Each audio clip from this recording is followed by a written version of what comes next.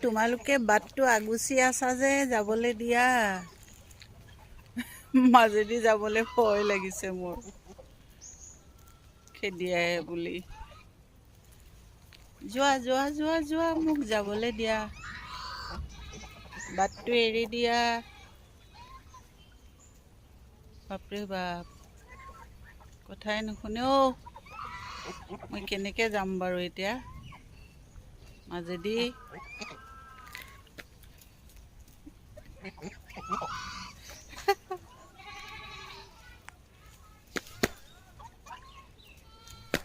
যোৱা যোৱা যোৱা যোৱা যোৱা